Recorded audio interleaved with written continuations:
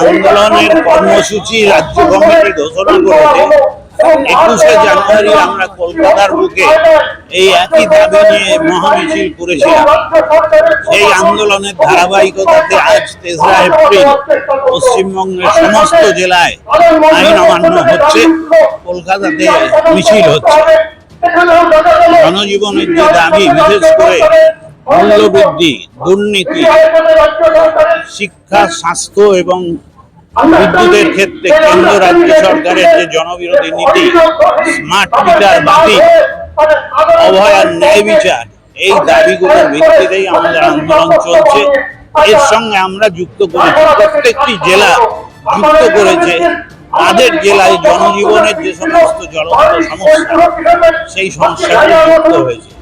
আমাদের জেলাতেও আমরা কতগুলো জ্বলন্ত সমস্যা, যেমন জুট মিল সহ সমস্ত বন্ধ কলকারখানা খোলা, চাকরি বাতিল, এই নিয়ে আমাদের বক্তব্য, সুপ্রিম কোর্টের রায় অত্যন্ত অপ্রত্যাশিত এবং দুঃখজনক।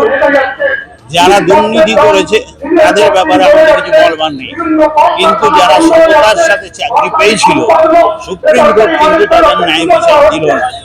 এবং গোটা নিয়োগ প্রক্রিয়ায় যে দুর্নীতি ঘটলো তাতে আসলে যুক্ত হলো রাজ্য সরকারের মন্ত্রী, আমলা, অফিসাররা।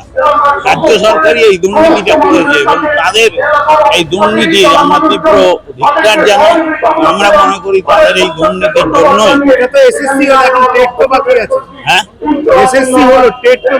অনেকই বাকি আছে এবং এখানে শিক্ষা ব্যবস্থা তুলে দেওয়া হচ্ছে। সমস্ত ক্ষেত্রেই 268টা স্কুল জেলায় উঠে যাচ্ছে। ক্লাস 12-এ ইংরেজি বই বলেছে ডাউনলোড করে না। সৌমিত্র সেন, সম্পাদক, হাওড়া সদর জেলা কমিটি, হাওড়া সদর জেলা কমিটি, SUCI কমিউনিটি।